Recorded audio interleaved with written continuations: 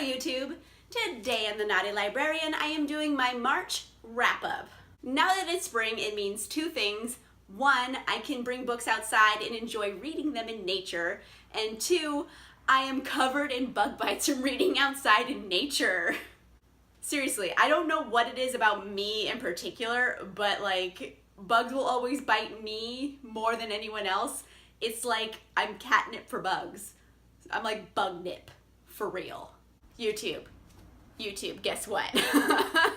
All the books I read in March were 4 to 5 stars. Like, I did not read a single bad book. Like, they were all like amazing books. Basically, I am living my best book life this month. The only like downside was all of like the bug bites I got from reading outside. Okay, I don't want to talk about bug bites anymore. Let's just get into the books I read in March. I read 9 books this month, and since they were all 4 and 5 star books, I'm just gonna go in the order I read them in. First off, I have Autobiography by Christina Lauren. This was delightful and I loved it. This is the story of 2 boys who fall in love. The catch is that this takes place in Utah, and the culture in Utah is very much centered around the Mormon church, and the Mormons are not like super cool with homosexuality, and one of the boys in this is a Mormon, so he kind of has a lot to like go through to come to terms with himself. It would have been really easy for Christina Lauren to basically just shit all over the Mormon church, but they don't do that. They do a good job of showing that Mormons aren't necessarily evil, they're just wrong. There's a difference. They're not going out and being malicious and like, you know, hurting people. They're just wrong in what they believe about homosexuality, which is a fine difference. It's also coming to terms with yourself and living your authentic life, and, you know, 2 boys kissing. So it pretty much, it makes you think and it makes you swoon. It's got everything. I love it to bits. Next up, I have Ignite Me by Tahira Mafi. Okay, Shatter Me and Unravel Me, I both rated 5 stars, and Ignite Me went down to 4 stars. And it's mainly because so much of the book is about Juliet and Adam whining about their relationship. Like, it gets to a point where you're just like, oh my gosh, where are your tiny violins? Like, there's a lot of like really messed up stuff going on, and you guys are complaining about like you broke up. Like, people are starving. Like, there's bigger fish to fry here. So that kind of got on my nerves a bit, but it didn't get on my nerves enough for me not to like the book. I love the book. I love Juliet because she finally is so badass in here. So she's kind of coming into her own and realizing that she is like a badass bitch and super powerful. And she has so many badass moments in this. Oh my goodness. Like, I was living for it. I think if they just focused a little bit less on like relationship whining, it would have been a 5 star, but regardless of all of that, it was still really good and I highly recommend the series. The third book I read this month was Zenith by Sasha Alsberg and Lindsay Cummings. This is probably the most divisive book I've read this year because I have heard so many negative things about it. Like if you type a search on YouTube for Zenith review, like they're all negative. So I was kind of nervous to read it, to be honest.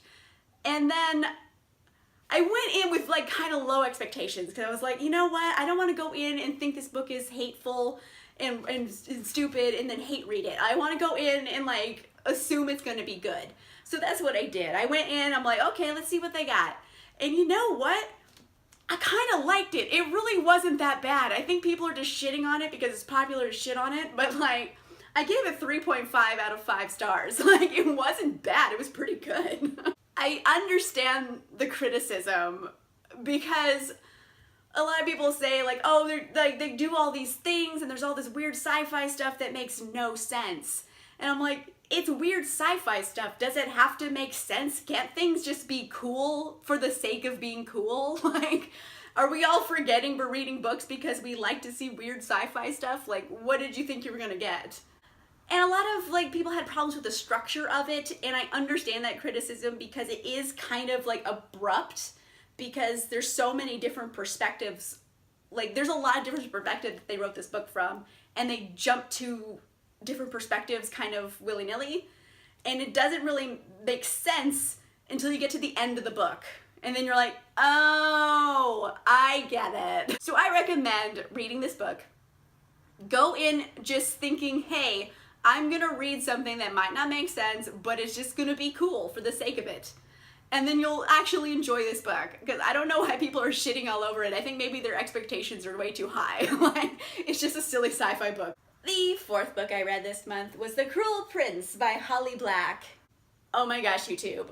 Oh my gosh, it's so juicy. I love it so much. Ah! It follows our main character, Jude, who is a human. She grew up in fairy because when she was a little girl, this guy came to her house and said like, hey, your older sister is my kid. Your mom was my wife.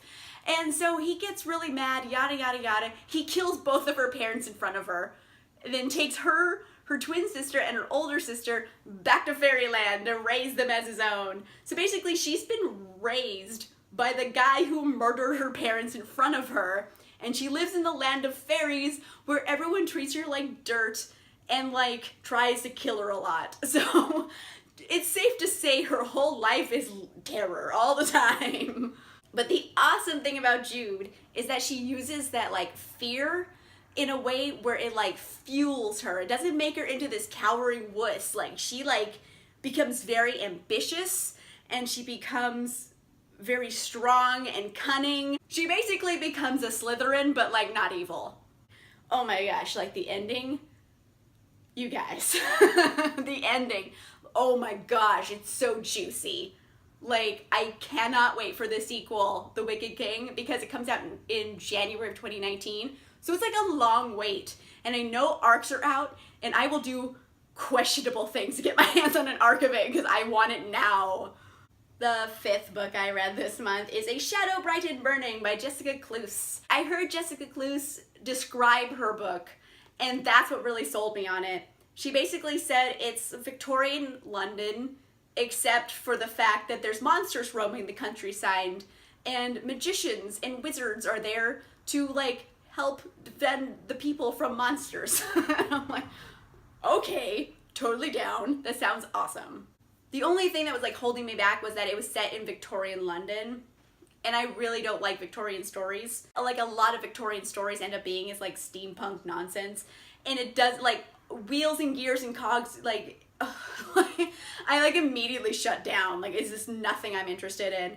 This one, no wheels and cogs and gears and stuff. None of that. It's just like magic and manners. Like, I love it. We follow Henrietta Howell, and she is a female sorcerer. And basically there's like a prophecy that a female sorcerer will like come along and like help defeat the monsters that live in the countryside. And there hasn't been a female sorcerer in a long, long time. All the sorcerers are dudes. Henrietta comes along and they're like, oh, you're the chosen one. The catch is, she's totally not the chosen one. So I really like that they were playing on that whole theme of the chosen one, because they find her and they make it abundantly clear she ain't it. Like, she is not the chosen one, but she has to pretend that she is to kind of like to save her skin. So I'm like already down to like see where this goes. The sixth book I read this month was Artemis by Andy Weir. I liked it. I liked it quite a bit. I gave it 4 stars. I only took off 1 star because, again, Andy Weir has this like tendency to get overly sciencey at times, and don't get me wrong, I like science, but I don't want to learn about physics like right now. I want to read a story. So he gets like too like down the rabbit hole of like real physics for my liking, but that's just kind of his deal. This is a story of a female smuggler named Jazz Bashura, and she lives in Artemis, which is the best little city on the moon.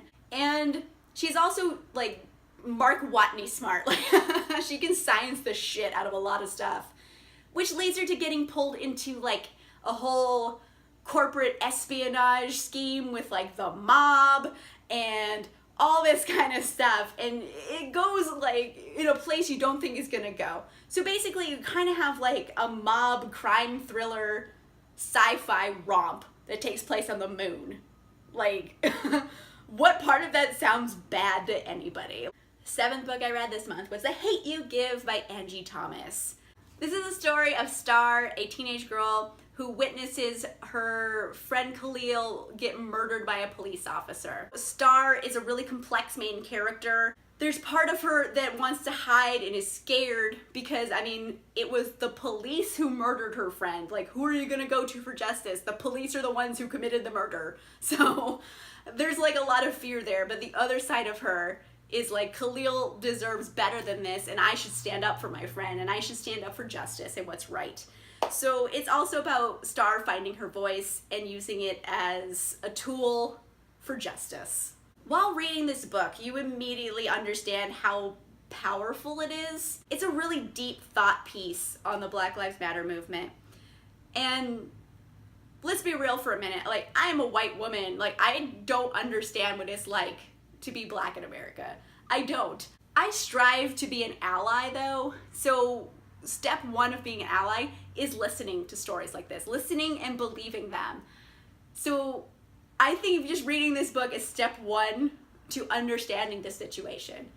Like I said, I mean, I'm some white girl. I don't understand. I'm never gonna understand it completely because this isn't my life experience, but I can listen and learn. So that is part of the power of this book. I highly recommend picking this up. It's a really powerful, thought-provoking book. The 8th book I read this month was Iron Gold by Pierce Brown. A difference in Iron Gold from the Red Rising series was that the Red Rising series is only told from Darrow's perspective. In Iron Gold, it's actually told from 4 different perspectives. I think the old adage of pride comes before the fall is gonna play in very hard with Darrow. Like, oh, he needs to check his pride, because I think if he continues on the path that he's on right now, he's not gonna make it out of the series alive. Sorry, that's my horrible prediction. I don't think Darrow's gonna make it out alive. I think he's gonna be dead by the end of the series if he continues on this path, because he's messing up his life in a major way. There's also Ephraim, who is a gray. He's kind of like a thief, and he kind of gets in over his head with the Syndicate, which is like the big crime organization that's kind of stepping up a game. Throughout all of like the book and all of the different threads, the Syndicate plays a part. So I feel like that's gonna be like a running theme for the rest of the series. Then there's Lyria, who is a red, who basically, I think, she keeps saying she wishes she was back in the mines. She was liberated from the mines and her life's gone to shit. And then my favorite part of this book were Lysander chapters. It's like Lysander and Cassius being space vigilantes, and I would read a whole book of that. I love the Lysander chapters quite a bit. The running theme between all 4 of these characters is that all of them are just making very bad decisions. So every chapter I read is just me going, oh, sugar, you've just gone and done the dumbest thing in your whole life, if I'm gonna quote Sin City.